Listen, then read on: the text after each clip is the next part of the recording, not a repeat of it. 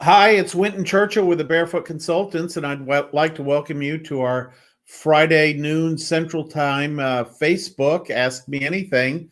Today, we're going to be answering your questions, and you're welcome to go ahead and put those in the chat window where I'll see them. And we're going to have a special guest on. Pam Flory is going to be talking about badges in Upwork, which is a very interesting topic and quite mysterious to many folks. So that'll be a special thing we'll have coming up in just a little bit here. And then also today we're going to talk about this idea of getting repeat business, 3 ways to get repeat business. And we're going to talk a little bit about why you would want to do that. What's the big deal with repeat business? But as we're getting started here, if you want to let us know where you're calling in from, that's always fun to do. See where you're joining us from today. It looks like we got a few people coming on the line here. The interesting thing about these Facebook Lives is what they do is they go out and they notify people that we've just gone live. So sometimes some people can't watch it all, or sometimes it takes a little bit of time. And I see that Greg is on there from the Dominican Republic. Very good. Welcome. Good to see you. And yes, the question is this October 23rd? And the answer is yes. We're live on October 23rd, the day after the debates last night. So lots going on in the political arena, that kind of thing. So coming into the election period, and I'm sure that it looks like about half the country looks one way and half the country looks another. And I sure will be glad after the election is over. Just lots of crazy ads and stuff like that. So uh, we're just interested in how all that comes together. Freelancing is certainly at play in this election, and seeing how the world of freelancing rolls out after the election. Freelancing just in the last 6 months has emerged as a much more important tool for business owners and nonprofits and that kind of thing to use. And there'll have to be some legislation and some restrictions relaxed and that kind of thing for working at home. When you follow this stuff on a regular basis, you see lots of different rules there. And I see Robert's coming in from Roatan in day 221 of the lockdown. So glad, yes, glad you're here and participating. Greg says, can we get a freelance president? Yes, that's somebody you just bring in when you need them. That'd be a good idea. Think of the money we'd save. So it only gets paid for good work. They're going for that 5-star rating. Yes. So that's good. All righty. Okay, let's go into a couple things that we're going to talk about today. Are working on Upwork. We help people figure out mostly baby boomers, how to figure out how to work on these various networks. And that's all well and good, lots of that kind of activity, going on right now, especially with people not being able to go back into their offices still, and to many of them, and particularly with people that are 60 and above, kind of appropriately not being allowed to go back into offices because they are more susceptible to serious problems with the coronavirus. And so it only makes sense. And now they're working from home, in some cases as an employee, some cases as a freelancer. but in all cases working for home and expected to be doing that for some time to come. So one of the things that we like to talk about and we feel is kind of unique about our program is from the very beginning over 13 years ago now, we have always encouraged this idea of developing repeat business with your clientele. A lot of people come into online freelancing and they look at it as, wow, I can go in and get customers every day. And you can, in fact, go in and get customers every day if you want to. The problem with that is there's a lot of startup time with associate, beginning to do work for a new client. You have to learn what their preferences are, what their working style is, what their working hours are, how they like to represent themselves in the work you might be doing for them. And that's a pretty big investment that a buyer makes when they first start working with you on that very first assignment. And for that reason, we want to make sure, the buyer wants to make sure that when they start working with somebody, that they can continue working with that person if it's somebody they like working with. So this is a very important concept on this. A lot of people think of freelancing on networks as, the freelance buyer is going to come in and hit you with one job and you're going to do that one job and then you're going to have to bid on every other job for them. No, that's not what the freelance buyer is looking for at all. The freelance buyer wants to find somebody that they can work with on an ongoing basis. So that's really what our approach is centered around, is cultivating those clients. A lot of freelancers focus on jobs, and we think the focus should be on clients. You want to work for clients who have the potential to become a repeat client. And I can certainly tell you from my own perspective that the way a lot of people like to work on these online networks, it can go on for years working with a client. You may never speak with them. You're just exchanging information through the message system and back and forth. But as long as you're turning out the work they want and you've gone through that initial period of getting to know each other and that kind of thing, that's what you want. That really is what brings serenity to your business, to your freelancing business. Very difficult to take on a new customer.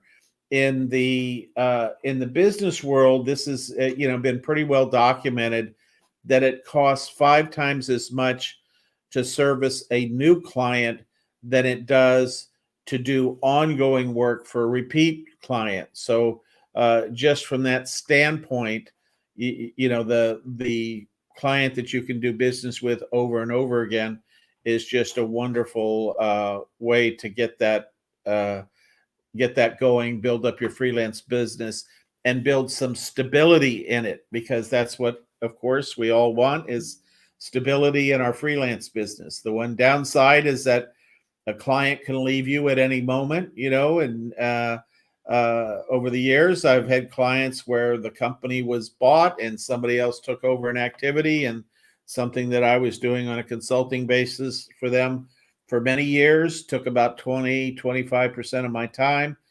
disappeared like that. So that can happen.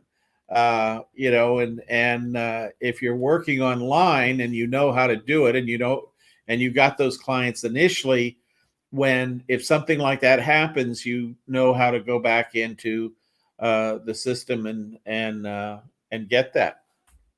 And so I think what I'd like to do at this moment is bring on Pam. We're going to talk a little bit about the badges and what that's all about. And Pam's worked for a number of high-tech companies: Hewlett-Packard, EDS, Sprint, Unisys. She specializes in the establishment and running of domestic and international call centers, consulting for businesses on procedural improvements using active operations management processes, and also started a career as a choral music director.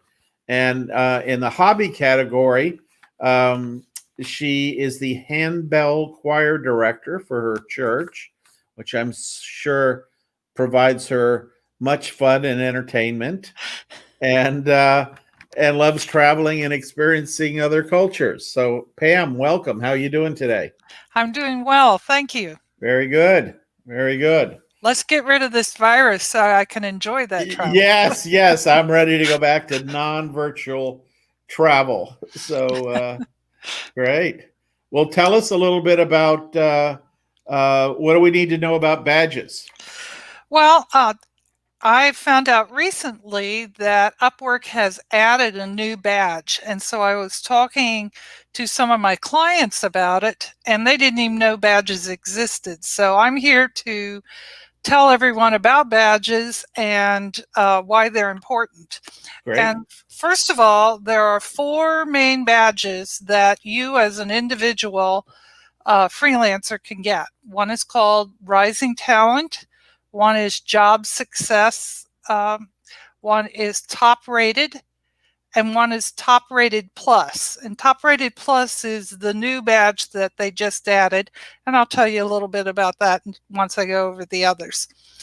The first one, Rising Talent, to earn it, you must first of all have passed the Upwork readiness test. If you don't know what that is and you're new, once you've been on Upwork a little while, then you should take this readiness test. It's not difficult. It's about 10 minutes, and you can check in support and just type in readiness test, and up will come a complete description for you. But you need to complete that in order to earn any of the badges.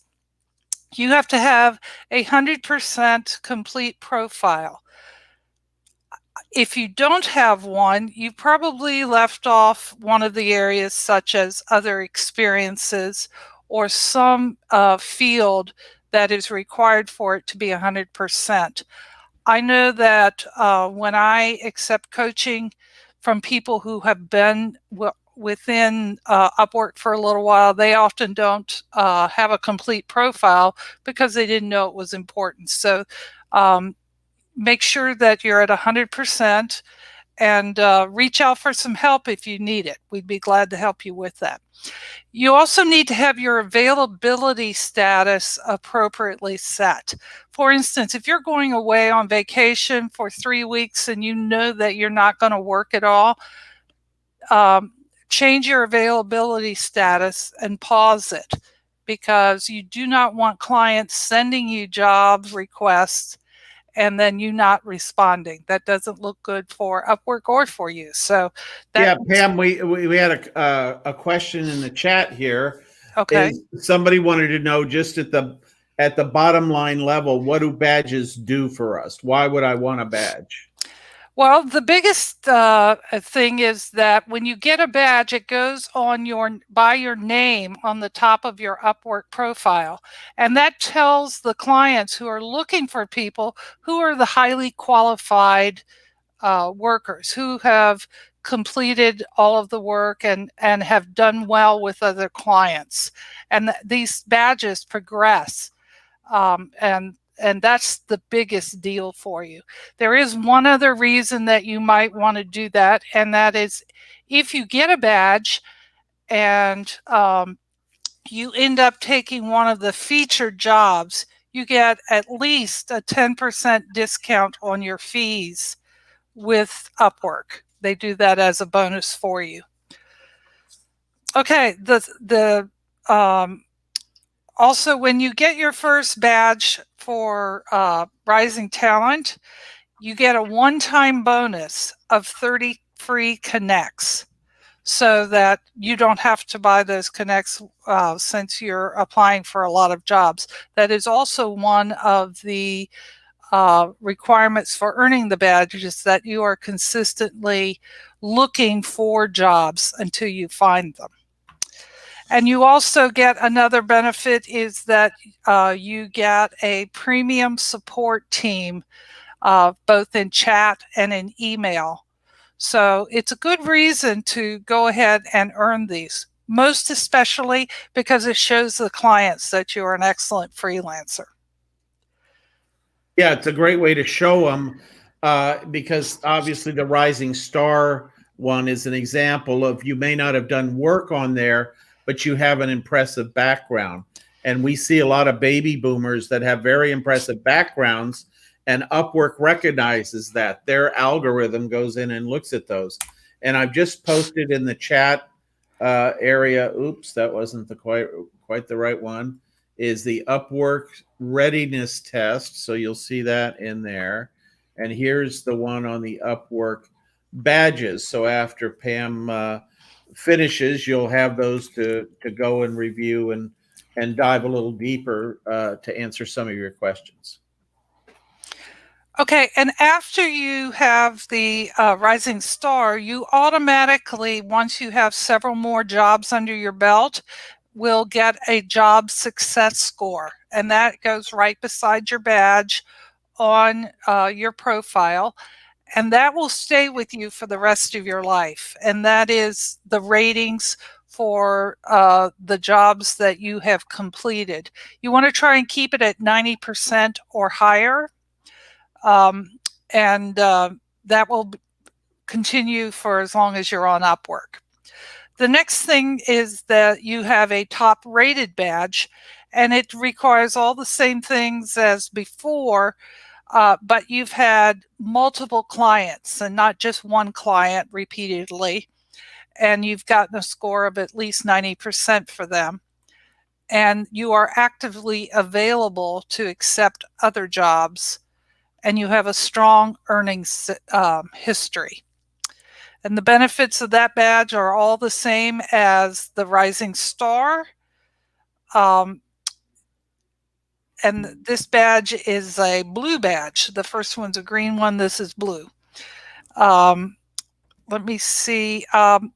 The biggest difference in the benefit for the top rated one is you can have more control over your job ratings.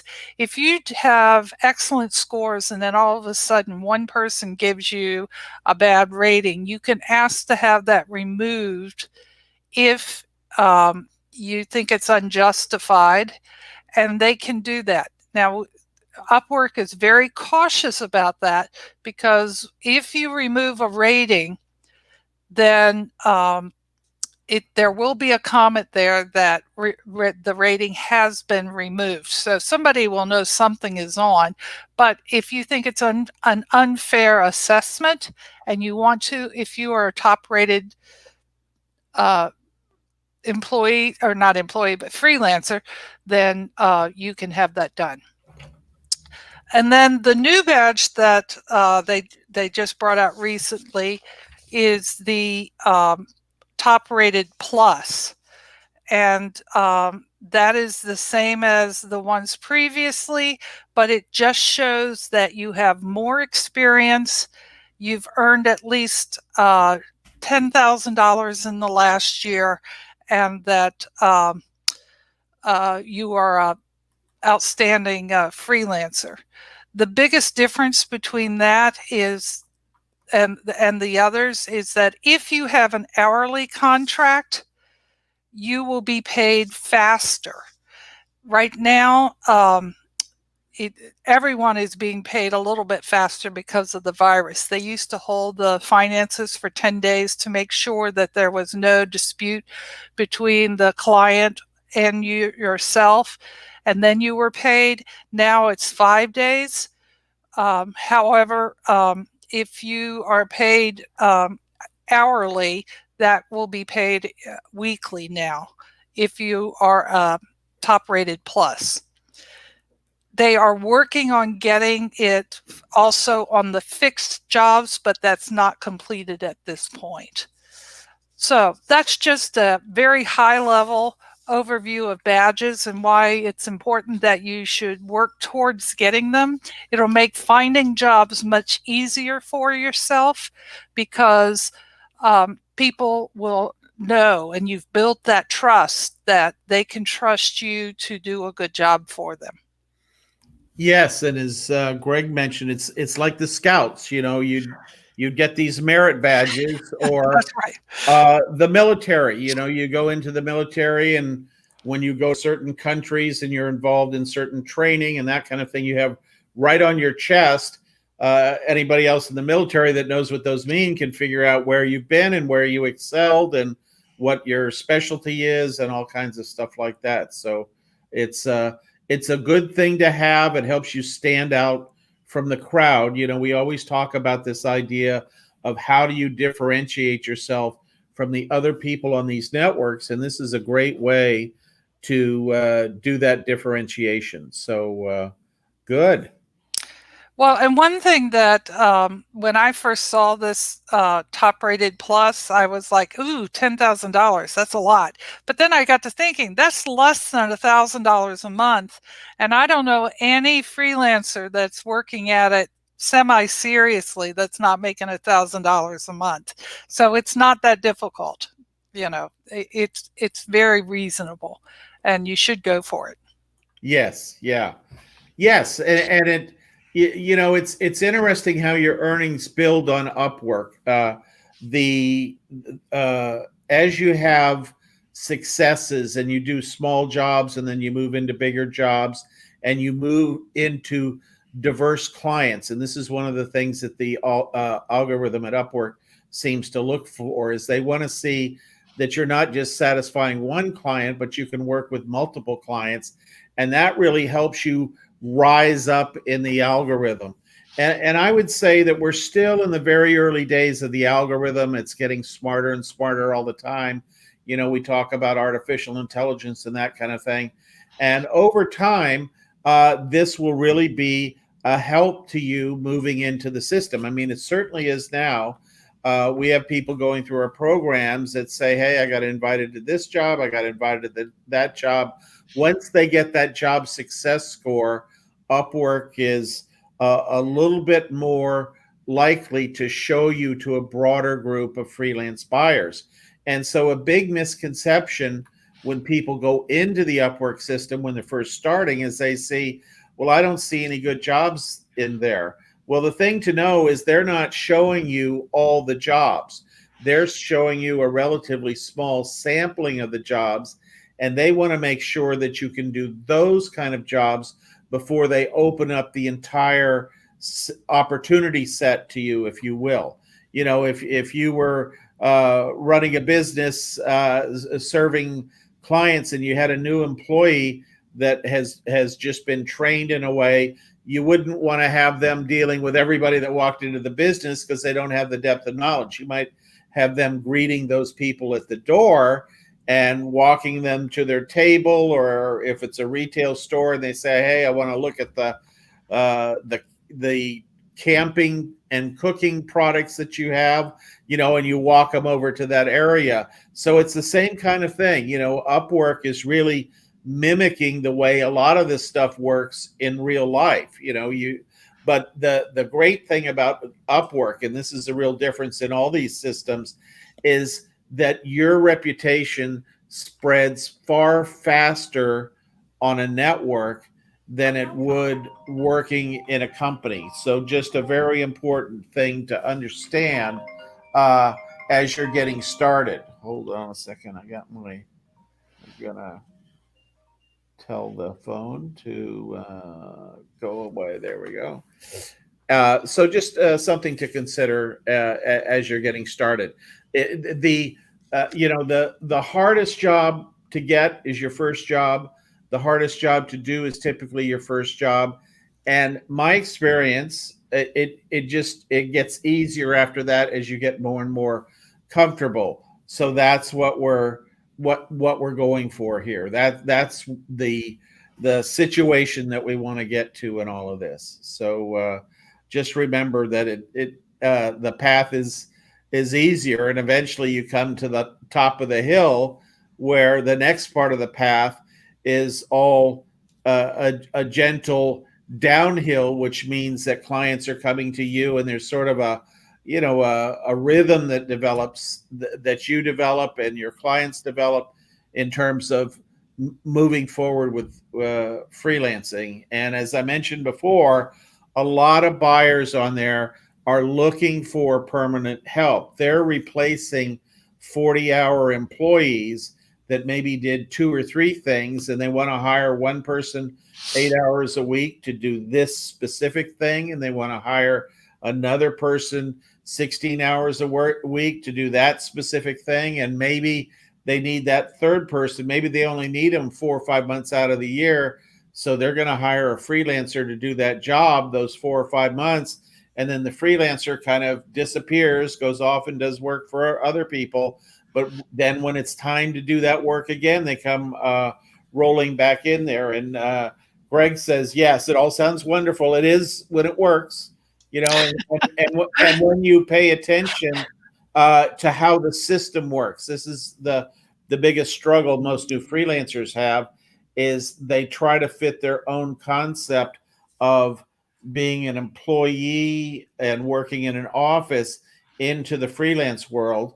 And there are parts of it that are like that, that can sort of suck you into thinking of that this is all like that, but there are subtle differences. And as Greg points out, there's lots of office space coming available for offices now, and companies are really embracing this idea of let's have everybody remote.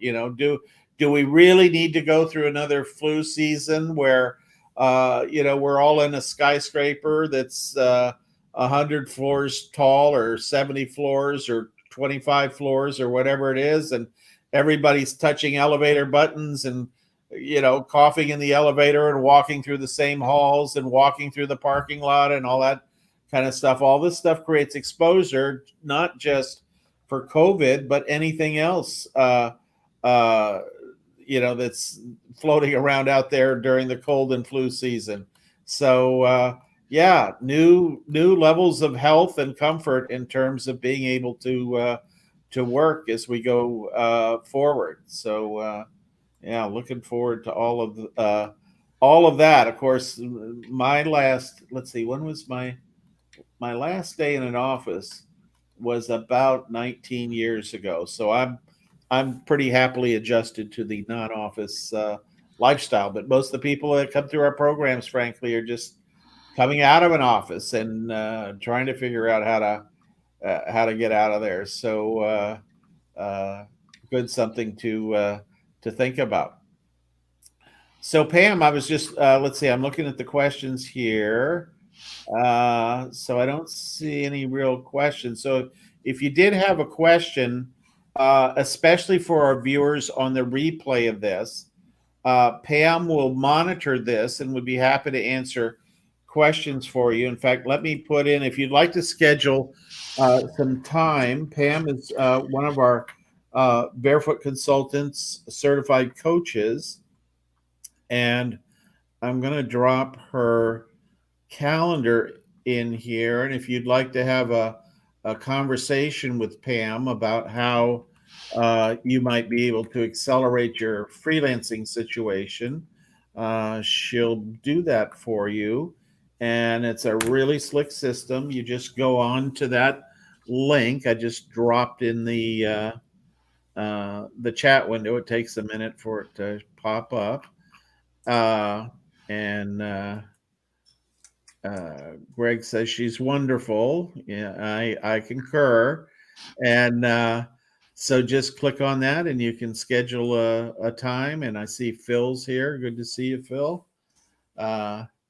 And Phil's right too. Working from home has its own challenge. There's a whole deal to being productive, to being not getting distracted by the family stuff and people knocking on your door, thinking that you need some kind of insurance or something like that.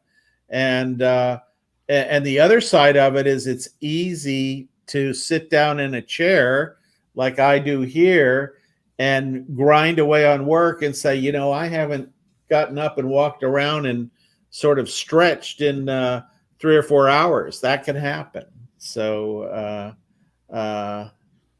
that's important to know and develop new habits and new routines to help with that, because that's a a big thing in making. When I started doing the Pomodoro technique, which is you can Google it, but it's a technique that it's a time management technique, and basically what it says is you work for 25 or 30 minutes just intently on one thing. You're not checking email or Facebook or doing anything else. You're just working on one thing. You're shutting the door, turning off all the distractions, and you get to the point where you work for that 25 or 30 minutes and you stop, and then you get up for 5 minutes, you walk around, you stretch a little bit, do you might have something to eat if it's a meal time in there or that kind of thing, and just walk outside if you can, put your mask on and walk around a little bit, and just especially helps our eyes, because when we're sitting excuse me, at a computer terminal, our eyes are focused at a fixed length, and the people that know a lot about eye stuff say that it's really good for your eyes to go out and look at a distance and then look at something close, and it helps break the rigidness that can occur when you're looking at just one thing. So that's good to do. So yeah, great, right, very active. Anybody else have any experiences, any particular tricks that they've found working from home? Be great if you pop those in the chat window. We got a few folks on here that are paying attention, and even if you're listening to this on the replay, pop those techniques in there, and that chat window will be there for all the people that come and see it. Usually, it's funny, we have a relatively smaller number of people are able to participate live, but over a week, we typically get over 100 people that come by and watch this Facebook Live, the replay of it. And some of them go up to even 1 in 2,000 people will see it. So, your little tip might help somebody else out, and get them a little bit more focused on what they're doing. You want to know my tip? Yes, go. I try to always have a meeting at 9 o'clock in the morning, because once I get started, I'm great. Yes. But yes. if I don't have anything till 11 o'clock, it's amazing how long it takes me to drink my coffee, and I turn on the news and I meander and I do. Yeah. So I try to have something at a reasonable hour in the morning, because once I'm here and seated, I'm fine. But Right. getting here is a Yeah. problem. Yeah, no, that's great. Well, so I have an interesting thing around 9 o'clock as well, is I never look at email before 9 o'clock. And usually in the morning, like this morning, I was outlining a new course that we're doing. And I do like to do my creative work like that, like putting together designs for that, course outlines, and things that require sort of uninterrupted thinking time before I'm thinking about appointments and schedules, and I've got to call this person and I need to do that. So that's the other side of it. So never look at email before 9 a.m. Good. All righty. Well, thanks for that, Pam. Hopefully folks will jump in there and get a hold of Pam's calendar link there, and do a focus session for her. She is great with these and can really quickly get to a lot of good stuff about where your talents are, the kind of things you could be doing, help flesh out what's a good thing, what's a bad thing, in terms of being able to move forward with, as I told the one client that making buggy whips is no longer popular online. So, we're not doing that. So you'll get a lot of good insight from Pam's R. I see Greg's having a little bit of problem getting the links. The best way to get the links, if you don't see them now, is go after this is done, and it's almost immediate, just within a few minutes of after we're done here.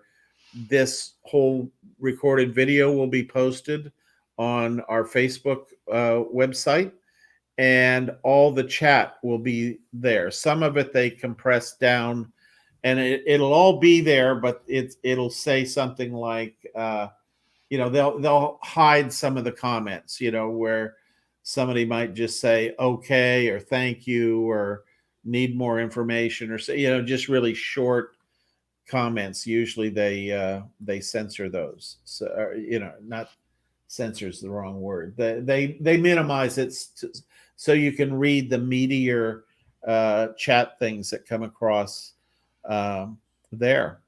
So Pam, I'll let you get back to your dragon slaying there, and Well, it was good to talk to everyone. Great. And I'll see you all in a couple of weeks. Very good. All right. Bye-bye. Take care. Bye-bye. Excellent. Okay, so we'll talk a little bit more as we are shooting towards wrapping up here in just a little bit. But talk about things that you can do to build a relationship with a client. And some of them are things not to do. So that's pretty important as well. Let me first find that. We'll turn that off. So what we want to do is one of the big mistakes that we see when new freelancers find somebody that they want to do work with and be in a job and all that kind of thing is they're looking for somebody that has the potential to be an ongoing client. It's equally important not to kind of pounce on them and say, and there's lots of other stuff I could do for you, until you've actually completed that first job and fully satisfied the client. You never want to have those discussions about what more can I do for you. It's very premature. It's like in the dating world, if a couple get together and somebody says, what do you do? What do I do? And then somebody starts suggesting, and we could get married and we could have kids and we could do this and we could do that. That's kind of what it's like in the freelancing world. And I'm stunned at how many, because we buy a lot of services on Upwork ourselves and some of the other networks. And people kind of start into this pitch about all the things that we could do together before they do the job. And it's even worse, of course, if we hire them and they didn't pay attention to the assignment, or they're missing something, while at the same time they're suggesting you work together going forward. So very important to understand that concept of going in when the time is right. Another important concept for cultivating referral clients falls in the category of giving your clients what I would call slack. And I'll talk about it in a specific sense, like proofreading. Let's say you've proofread a 5-page document for a client. Well, that proofreading is probably not the most important thing that client has to review. They're juggling lots of different things in their world. And the minute you finish it, they don't have time to sit there and read it and correct it and say, well, could you change this a little bit or change that a little bit? Keyword is little bit. So what quite a number of freelancers will do that's very much appreciated by the buyer is say, if you have any minor corrections over the next 30 days, I'm happy to make those for you, even after we close the contract. And two things happen. One, that kind of gives the buyer confidence that they can close that milestone or the contract, whatever it might be, and that they have the ability to reach back to you.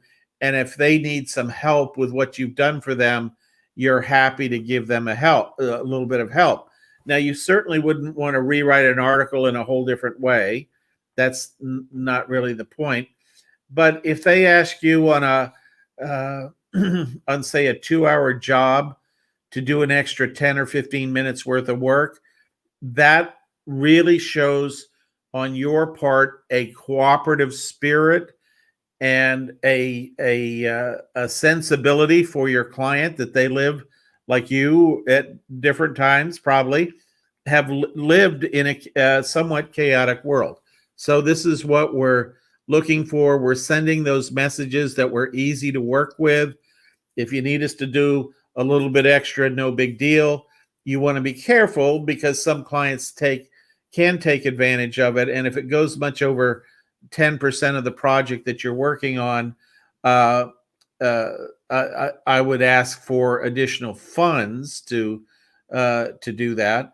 But if it's under 10%, I would just roll that into the process of building goodwill for your freelancing business. You know, when you do things like that, your buyer is much more likely to leave a glowing testimonial for you. They're much more likely to leave a 5-star rating instead of a 4-star rating, that kind of thing. So this is a great thing to do. I also have a message here in the chat. I think it means is Pat is let's see. Is Pam going to be available over the holidays? I would say just check her schedule. I know that as a company, we kind of shut down our replays. I'll probably still do the Facebook Lives, but we do shut down our replay or our Tuesday night calls and our some of our other trainings about December 15th. And then we come back on, I think it's the 3rd or 4th of January, whatever that first Tuesday is after the new year. And so that's how we'll be doing. But a lot of coaches I know are working with people. Some people want to get a jump start on the first of the year. They want to get out there and, get their freelance strategy mapped out and put things in place. So they're ready to go. And this is an important thing about the freelance economy, is that there are ebbs and flows. There are different times of the year that we definitely see lots more jobs. And January is the time that lots of new initiatives have started. Lots of people are ready to do things. Lots of people, certainly this year, have had to clarify their plans in ways that they never thought they'd have to clarify them before, and they're ready in January to start on projects. So you want to be able to take advantage of that. And of course, if you've got your profile set up and you're on the networks and you're comfortable with how to use them, and especially if you've done a few jobs and you've got a little bit of a rating going there, then this is what we're looking for. You're ready to go at the beginning of January. So you can, it's sort of a case of the early bird gets the worm. Now, we do see some tapering off around major holidays. I mean, this is just, tapering off for a week or so. We see some slowdowns in June when people are graduating, although, a lot of graduations were done virtually this year, so people weren't traveling to them. So we don't know how all that's going to change, but there are seasons. There tends to be less activity, but still hundreds of thousands of jobs out there every day on these networks, but less activity in the summer. And then right after the summer, in September, October, November, kind of builds up. And then in Thanksgiving, all energies are focused on kind of wrapping up projects at the end of the year. So every once in a while we'll get a question, why don't, why aren't there as many jobs or something like that? And the answer is it's just the natural ebb and flow of what's going on in the marketplace. And that's one of the great things about these networks. And again, also one of the great things about the different categories that you can work in. Let's say you're doing something like writing articles. Well, at the end of the year, companies may not want a lot of articles written. Some companies, they will want the articles they've had written, edited, and published in the end of the year to get those off the plate so they can make way for the new marketing messages that are coming in the new year and that sort of thing. And so you might be using your proofreading skills and editing skills more at the end of the year, and your article writing and your strategizing skills at the beginning of the new year. So just getting an idea of how that whole tempo fits together is a good thing. A great, it's a mechanical beast. All the freelancing networks like Upwork and that kind of thing, it feels like kind of mechanical, but they also have a life of their own that kind of rises and falls with changes in the economy and what people are doing and that kind of thing. Last week I talked about an article that I've written with David Cummings, and I'm going to pop that in the chat window. It talks about why your passions matter in your profile. So if you want to take a look at that, it's a good article, and it helps draw out several different dimensions to what you want to put in your profile. So very important piece there.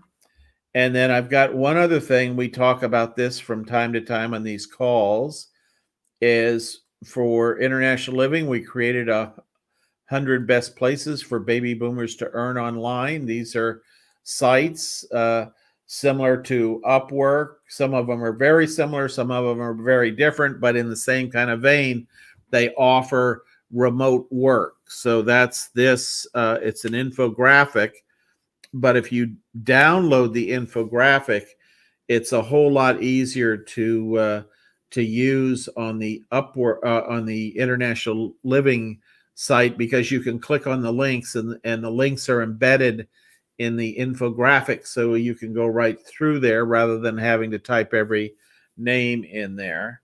So I'm getting an error message. I might have to break that up a little bit. Hold on a second. This we will do. There we go. There's the title of it. And then I'll wait till all those get out there. Sometimes you get too much gobbledygook in there. And here's the link to it. So there we go. Looks like all those links went through. So that is cool. Very good. All righty.